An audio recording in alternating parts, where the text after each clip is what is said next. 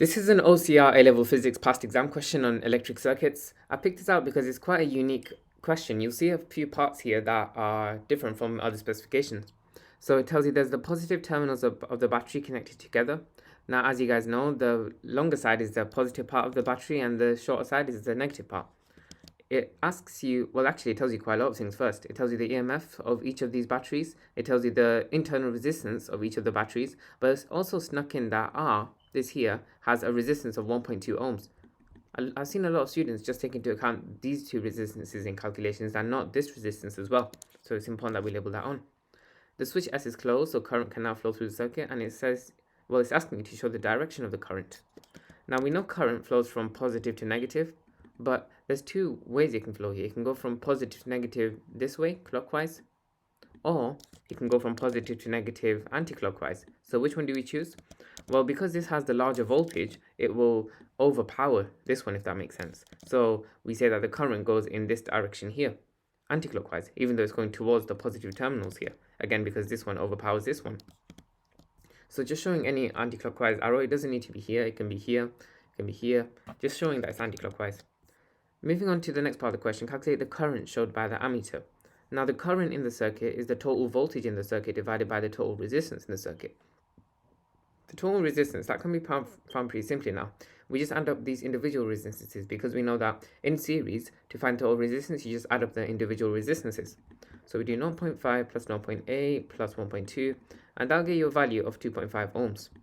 To get the total voltage, well, if we look at the larger one, 4.5, because this one is pretty much put in the opposite direction, like the current is supposed to flow into the negative terminals, but it's going opposite way, towards the positive. That means that this one is counteracting this voltage. Instead of adding up the voltages to get the total voltage, we have to do the larger one, take away the smaller one to get the total voltage. Putting all of that into your calculator, so that's 2.2, and then divided by 2.5, you'll get a value that the current is equal to 0.84 amps. And that's your answer to this question. Moving on to the next one. Sorry if you can't see that number here. It's 4.6 amps 10 to the minus 4.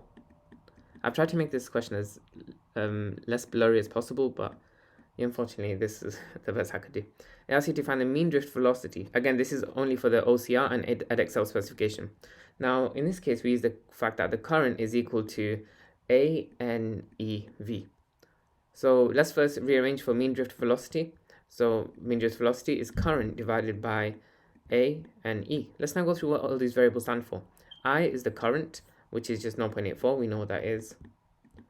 Moving on, A stands for the cross-sectional area of where the current is flowing through, in this case the wire.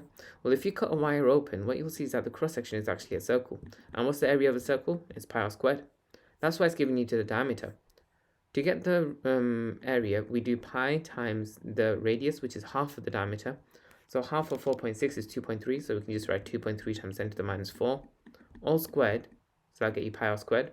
And then you multiply that by the number of electrons, which is the number density of charge carriers, 4.2 times 10 to the power of 28, and then multiplied by the charge on each of these charge carriers. Well, charge carriers are just electrons, and we know the charge of an electron is 1.6 times 10 to the minus 19. That is on your equation sheet, by the way, in case you weren't aware. You put all of that into your calculator, and you get a value of 7.5 times 10 to the power of minus 4 meters per second. Moving on to the final question for today. It says the current measured by the ammeter is smaller than that calculated in part 2. So it's smaller than 0.84 amps. Okay. Part 2 is here. This is because the temperature of R is increased due to heating. Yeah, so that makes sense, because if something heats up, then the resistance across it increases, which then decreases the current across it because they're inversely proportional. Without any changes to the circuit itself, to state and explain what practically can be done to measure the current so that it's the same. Well, the reason it isn't the same is because resistance increases. So we need to manage, stop the effect of the resistance increasing, which is stop the increase in temperature. Well, what we can do is place the whole experiment in a water bath, because what that will do is it will take the temperature away from the resistance, and so it can maintain that constant temperature of the resistance, so it can maintain temperature and allow the whole experiment to happen. But yeah, that's everything for this question. Pretty unique here how you had to take away the voltages and also the direction of the current. If you have any questions, please do let me know in the comments. Thanks for watching. I hope this video helped. If you have any tutoring inquiries, be sure to visit my website www.excellineducation.co.uk. It's on the first link in the description too.